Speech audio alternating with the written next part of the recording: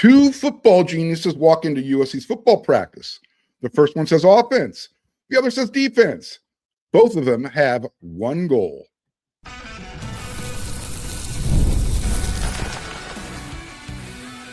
You are Locked On USC, your daily podcast on the USC Trojans, part of the Locked On Podcast Network, your team every day. Hey, fight on, everyone, and welcome back to Locked On USC crossover edition, part of the Locked On Podcast Network, also the #1 sports podcast network. So whether you're watching this show on YouTube, wherever you want to download your podcast, this show is going to be free. This show is always going to appreciate your support. And today's episode is brought to you by FanDuel. It's the last call for football on FanDuel.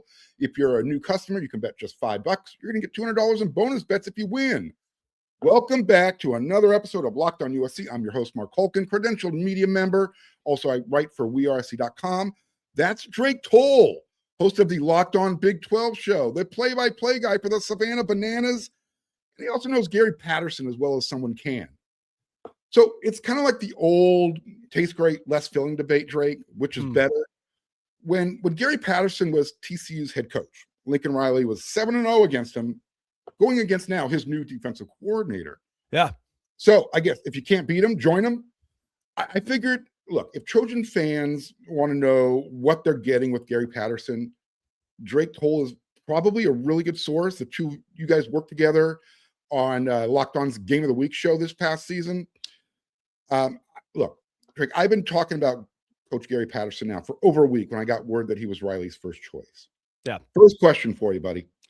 What does the College Football Hall of Famer bring to USC? He brings football, and that's it. He does not bring scandal. He does not bring pomp. He does not bring circumstance. He doesn't bring a little something on the side. He brings football. This is the guy. So to give you, I've seen a couple of USC fans that have been hesitant with this, that have said, oh, I hate this move. I don't like this move. This is the death nail for Lincoln Riley. And those are few and far between. That's, 3 or 4 out of every 10 USC fans that say this is the worst. They probably would have said that about anybody, Marc. They just want to complain. Sure. And I can tell you from my experience working and being around Coach Patterson, now calling Coach Patterson a friend, this is a guy. I mean, and look, you're talking to somebody who's been to his house, pet his dogs, listen to him play the guitar. This is a guy you say, Coach, how's your day going today? He's like, well, man, I woke up this morning and I kept thinking, if the slot corner is facing the RPO, where are our eyes? You're like, Coach, I asked you how your day's going. He's like, yeah, but I can't. I'm just trying to, how am I going to teach? This is the quintessential football mind, the quintessential football personality, where he's going to be awkward to some people. He's going to be off-putting to some people who don't get football, who don't understand the coaching world. Like his family, his wife, Kelsey, who's fantastic, they get the gridiron. It's what he does. And so even, you listen to him in interviews and he'll talk a lot. He'll get off on a tangent here, tangent there. Those are football tangents. Like if you're actually listening, you're getting nuggets of football greatness. And the reason being, Marc, what a lot of people, I think USC fans, maybe, or TCU fans, people that wanted him fired at TCU, what they miss, this guy reinvented the 4-2-5. Defensively, he was one of the first major brains in college football, mind you, in the same era as Hal Mumme or Mike Leach, who decided let's throw the ball around the yard. Gary was one of the first to say, let's work backward. Everybody wants big defensive line, big defensive. I want an elite secondary. And he said, I want an elite secondary from the mind, not just the body. And here's where that comes into play. TCU did not have the horses in the stable that Wisconsin did when they played in the Rose Bowl. Gary had to get creative. Getting creative started with the back end of the defense. That's where he's built his entire career. And he said, hey, look, you may have the better athletes. I'm at TCU. I'm smarter than you. I'm going to beat you with what I know about football. That's the kind of guy that you're getting here in the middle of genuinely a make or break season for Lincoln, given the schedule he has with Penn State or Indiana on the docket this year. Like I sat with Coach Patterson before he had taken the job at a restaurant in Fort Worth. Like, Coach, have you looked up the USC schedule? And he was like, well, not yet. And so I was there. Hey, Siri, what's the USC football schedule? And she's just rattling off big name after big name. And his reaction to that was, good. Let's go beat them. I love that.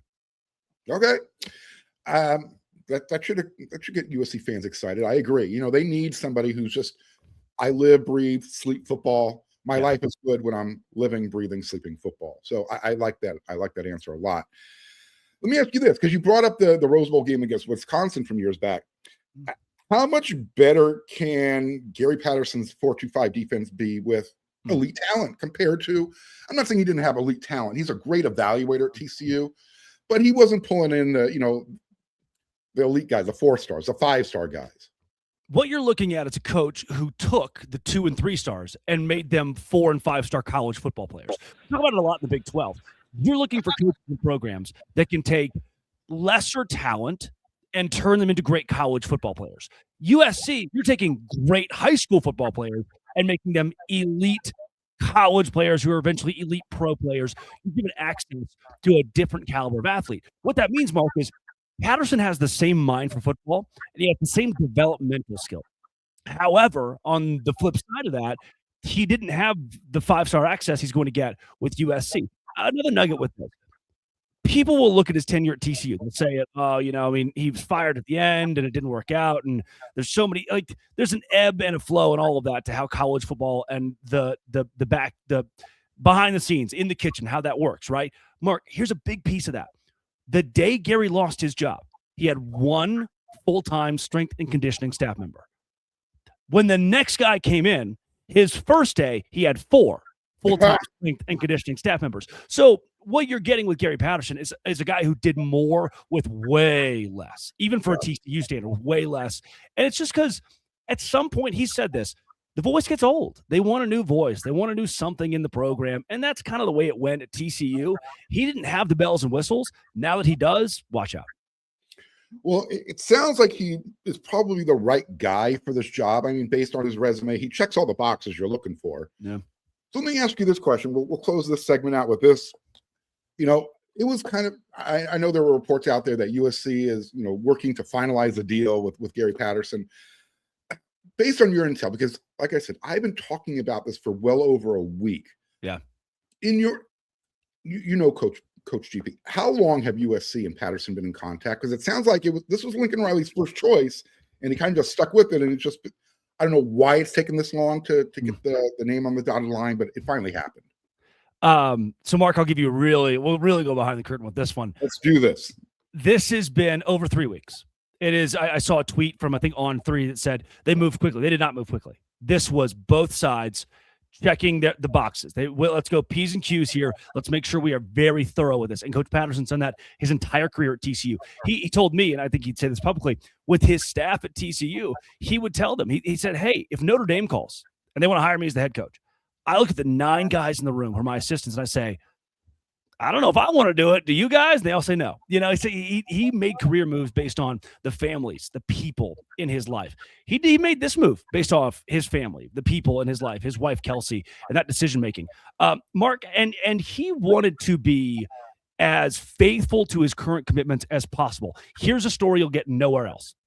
We are walking into the studio for the final taping of Amazon Fire TV's college football kickoff. He is 10 minutes late. Coach P's never late. He's usually 45 minutes early. He's 10 minutes late. He walks in. He's chest puffed out. And I've known for a couple of weeks at this point that USC's been in contact. And so I asked, I was like, Coach, do you get that glow about you? Did you get some good news? Did you get some good news? He says, listen to this, Marc. He says, no, Lincoln just called me.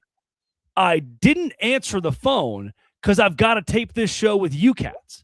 I said, Coach, this is a whole, I know college football coaches. Lincoln may be calling the next guy. He's like, well, Gary didn't pick up. Well, who's next? And, thankfully, Lincoln had narrowed in on Gary the entire time. But that's how committed he was to his current dealings, his current contracts of even just a little TV show, right? That he would, hey, I'll call him back later, just to ensure he was doing right by the people in front of his face. That says a lot about a person. Wow. So there you go, folks. You've got the inside information. It's been GP the whole time. There might have been other candidates out there, but it sounded like Coach Riley was laser focused. He knew who he wanted. And again, I don't think it mattered that Coach Riley was 7-0 against TCU when Gary Patterson was there. He saw something. He likes the defense. He likes Gary Patterson's personality, and he thinks it's going to be a nice fit with USC, which in the next segment, Drake, you and I, we're going to discuss personalities and can they coexist?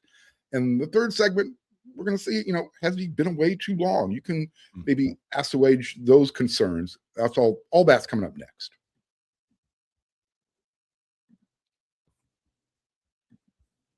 It's the last call for football on FanDuel. One final Sunday, one last kickoff, the final chance to get in on the action before the NFL season officially comes to a close.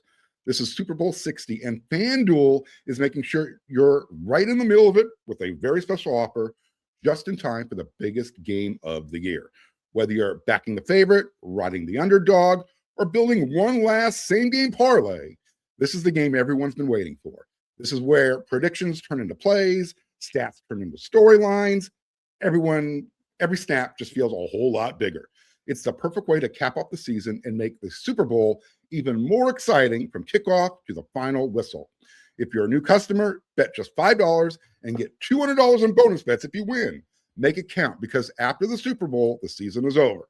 Last call for football on FanDuel, an official sportsbook partner of Super Bowl 60. Visit FanDuel.com to get started.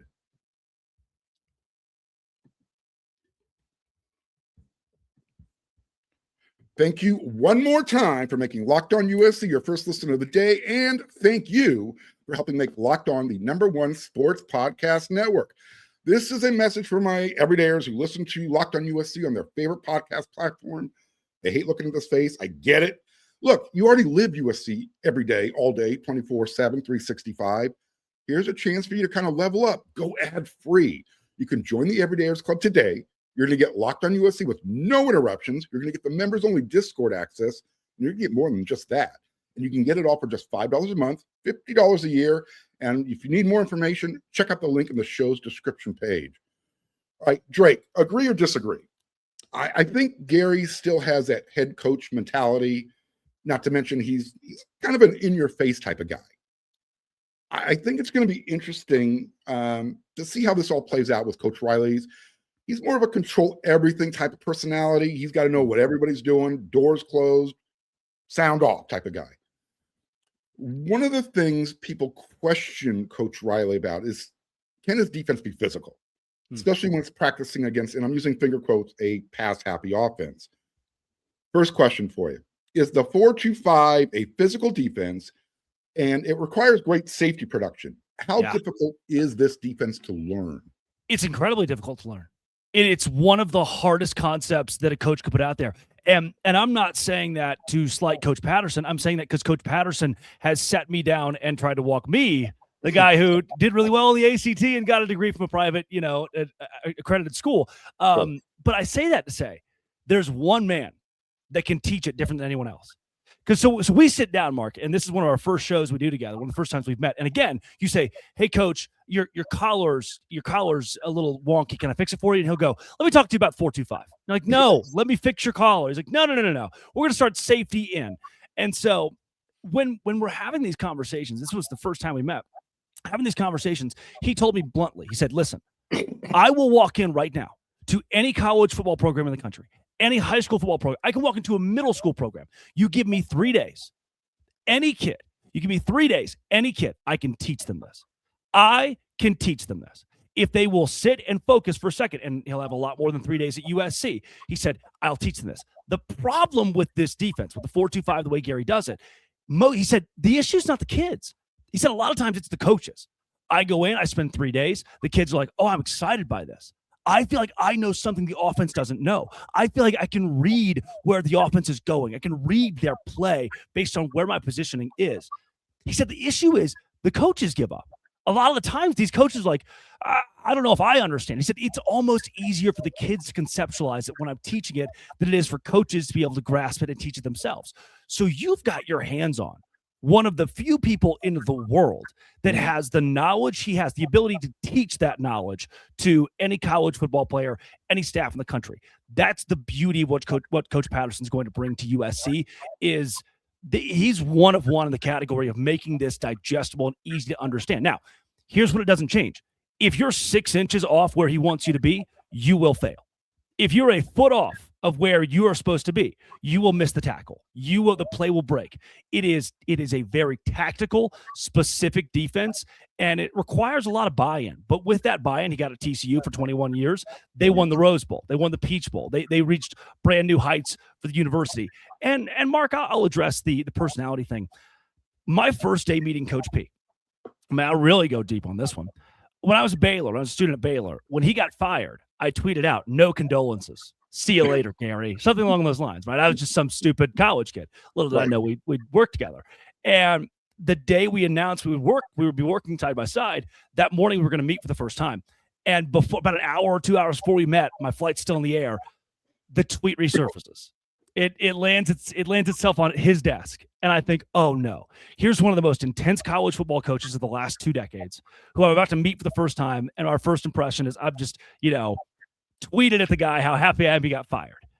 Marc, he shakes my hand, wraps me in for a hug, like could have given me a nugget. He's like, "Slick, what are you talking about?" Like I couldn't believe how down to earth. And the first thing he said, "Look, there is Coach P and there's Gary.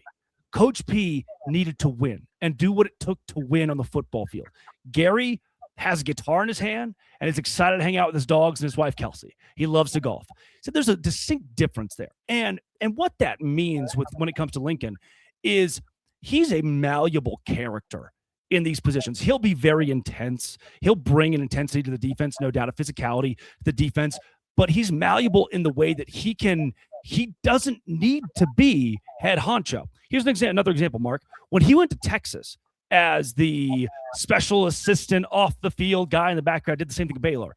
He was in a cubicle amongst 40, 50, 20-something-year-olds who are just hoping one day to be an on-field staffer at Texas.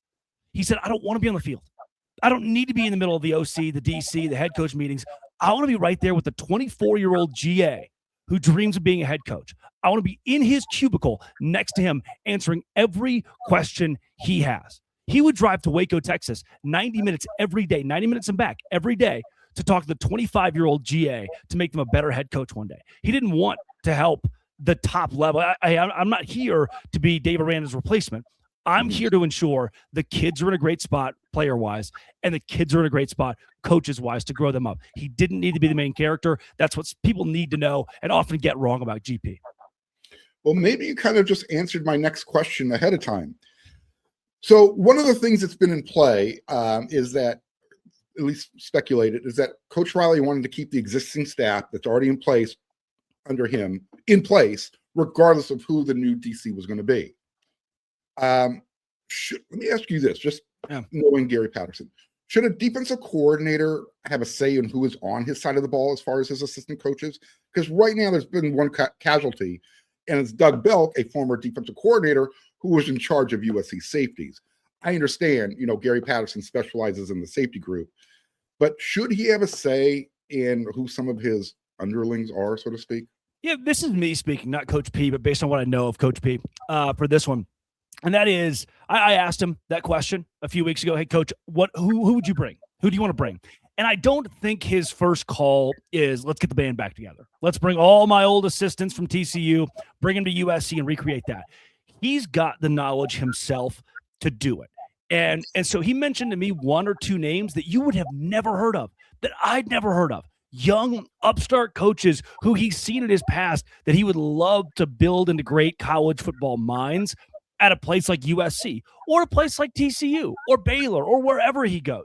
So I think for him, it's less, I need to pick my staff. I need to know who my guys are, and more. Look, because I asked him this too. I said, "Coach, transfer portal. You're in the middle of it. You can't pick your own kids. Like you're going to have to work with what you got there. There's no way it's so the game. You can't have a wish list right now and say, 'Hey, Lincoln, I need this.'" He said, "Yeah, I know. I'll take whatever they give me, and I'll do what I do." And that's not him being cocky. It's not him being pompous. It's him knowing defense and X's and O's that well. You talked about, and last question of the segment, you talked about him being malleable, being able to kind of adapt, adjust. He and USC's now former defensive coordinator, Dan Lynn, I think have polar opposite personalities. One's very laid back, cerebral, tries to talk, in a teacher type of mode. Gary Patterson, known, I wouldn't say hothead, but more extrovert, more outgoing. Will get in your face if necessary. Yeah. Is that going to be a problem for any of the USC players? If it is, that's on them entirely. I mean, and so Mark, this is another piece of this. When you go, so this guy grew up in Roselle, Kansas. When you go to the sideline today of Kansas State, you can get in the face of a defensive tackle and make him feel like the smallest person in the world and then tell him, get your butt out there and play the next drive. Right. We live in, and I asked Coach Mike Gundy this at Big 12 Media Days this year. I said, Coach, the word entitlement, how big of a black spot is that on college football today? And he said, what are you talking about? Like it is the issue. It's the entire issue. So if for Coach P, he's a cult. He brings a culture of toughness. He brings a culture of, I need to get in your face and let you know that you were 6 inches off the mark right there. And that's why we failed. If the player shuts down, they don't have a place at the top level of college football, much less a place in the Coach Patterson defense. And an example of that, Mark, I went to his Hall of Fame celebration the day he found out they threw a celebration for him, had a dinner for him at a bar, and you'd be shocked. The guys who came in on hours' notice, that each of them had the same thing to say. Guys who started, guys who never played, that showed up at guys who played in the NFL and had legendary all-pro careers, and guys you'd never heard of before from TCU that came up and showed up for him. And 2 or 3 of them said the same thing. He was so tough to play for. The guy showed up and I was like, gosh, dang it. Here we go again. Like he just, it's so, he's in your face and he demands. But those guys, they've each said the same thing. Today in life, I'm prepared. Like every time something bad happens, I'm like, oh, great. At least Coach Patterson's not here to yell in my face. Like he's, and they all love him to death because of the life lessons they learned. If the kids will buy into that, it's a very hard thing to ask kids today to buy into, but if they will buy into that, USC will succeed. Absolutely. Look, I'm a former high school basketball coach. I come from the school of kids, young adults. They like discipline. They don't know it, but they really do like discipline. And you keep talking about 6 inches here, a foot there. That's really been USC's biggest challenge on defense is discipline, being in the right spot, playing with some physicality. So at the very minimum, if Coach Gary Patterson can instill these types of values, this type of work ethic, the talent, the Jimmies and Joes should be able to get the job done. So like I said, I think this is all really positive news.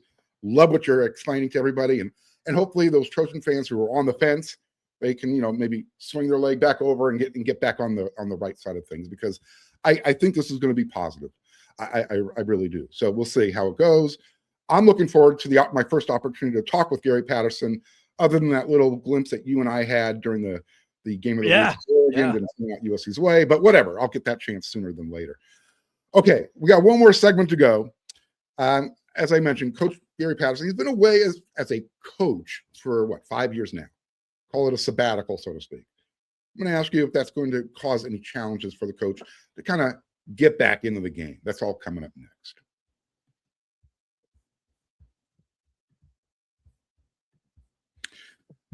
This is Mazda's Moving the Game Forward segment. For those who show there's more to the score than just what's on the screen.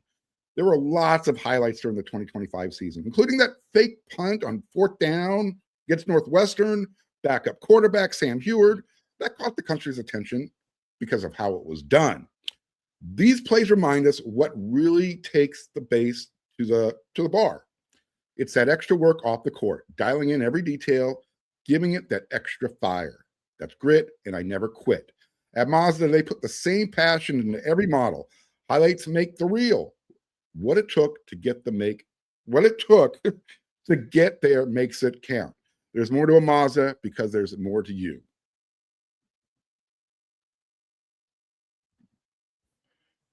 Okay. Coach hasn't been completely away from the game, at least from the locker room, so to speak. He had you mentioned the Baylor consulting analyst role. He also did that at Texas.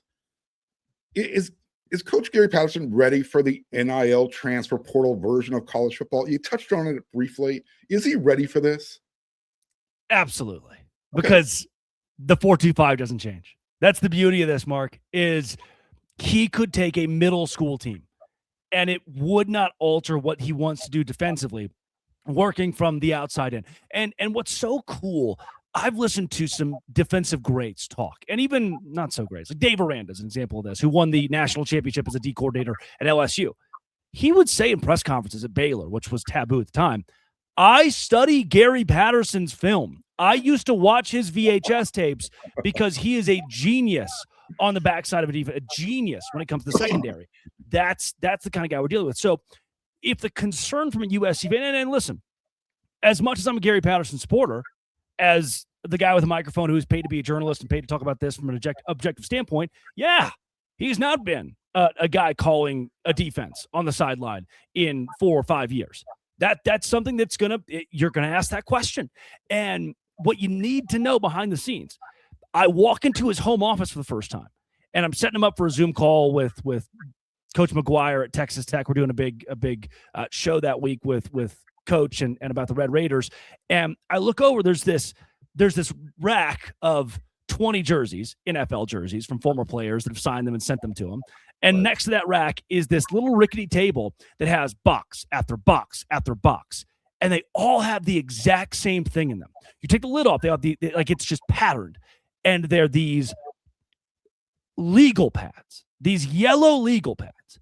And for the last 4 years, every day, he'll look up, just, sitting on the couch after he golfs. He's like, Indiana, Oregon, YouTube, highlights. He'll watch the entire game, Mark, and he'll sit there and he'll take note after note after he'll watch the defense. Like, he came in after the Indiana, Oregon game, the first time they played, and said, hey, this wasn't exotic blitzes.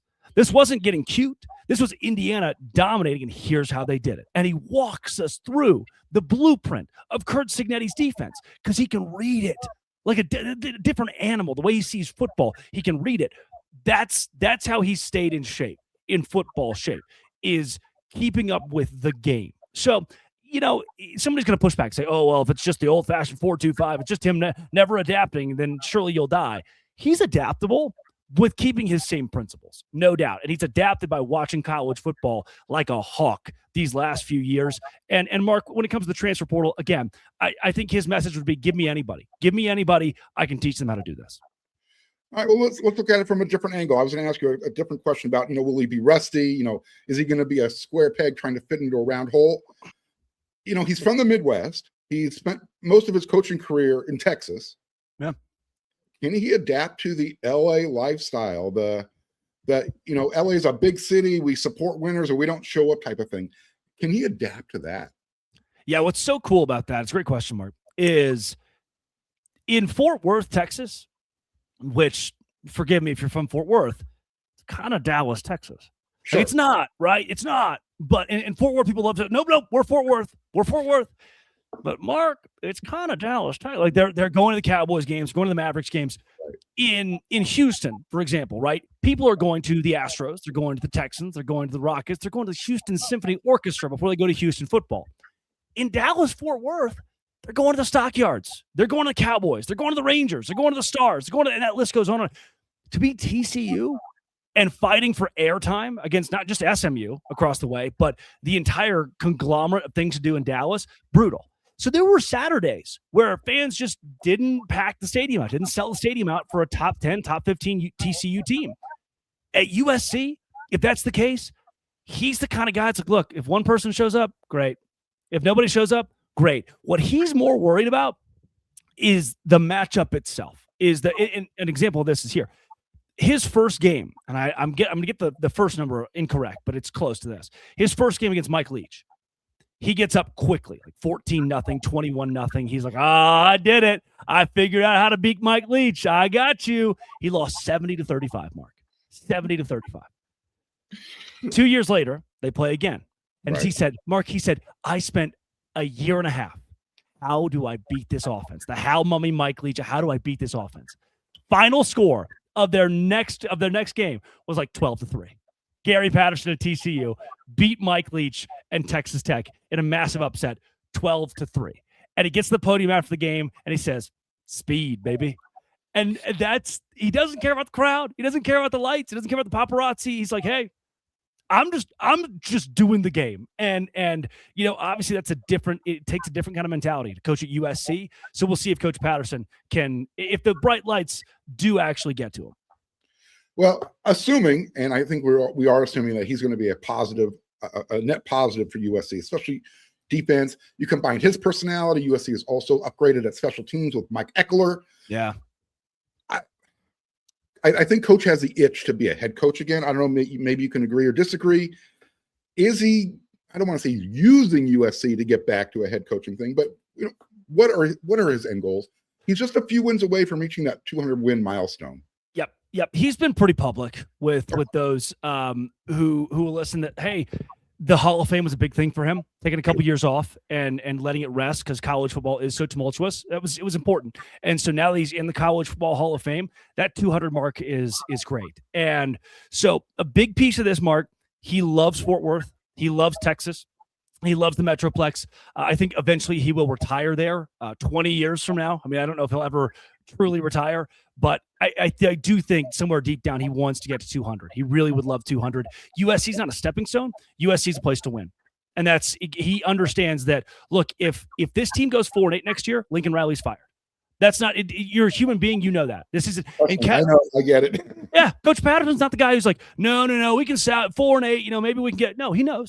He knows exactly what he's signing up for. And it's not – and think about this, Marc. It would be a stepping stone if he was going to Ohio State. A stepping stone if he was going to Alabama or somewhere he knew the coaching staff was in place for a couple of years. This is – if USC loses to the point that Lincoln Riley's fired 8 games into next season, then Gary Patterson may not coach again. Then he may not have a job again. So he's taking a chance himself. This is less of a lifeboat for him and more of an opportunity to win and then see where his career takes him from there. I'm excited. It's taken me a little bit to warm up to it again. And I was looking at it from, he's been away for 5 years. He was at TCU. He wasn't working with the same type of personalities and talent that USC's bringing in. Is that going to be a big leap for him because of that gap? Like I said, my concerns they've been minimalized. You've helped that a lot today. Like I said, I cannot wait to talk to Coach Gary Patterson for the first time. Maybe not one-on-one, but in a media scrum. But if you can help me get him one-on-one, hey, yeah, great. Drake, I like to say thank you a lot around here. I cannot say thank you enough for you doing the show. Remind everybody where they can find you on a daily basis. Yeah, at Locked On Big 12, wherever you find your podcast, just like Marc's show, as well as on YouTube. And then the Savannah Bananas, we are somewhere near you at all times, it seems. Our season starts up here in a couple weeks now. And then Westwood 1 in the morning, 6 a.m. to 9 a.m. Eastern, the Drake Toll Show, syndicated somewhere near you in LA as well. There you go. This has been a really special crossover edition. Myself, Marc Kulkin, your host, Locked On USC. Drake Toll, host of the Locked On Big 12 show, and everything else in the media. I want to thank you again. I will be back with another episode tomorrow. So until then, everyone, you know what to do.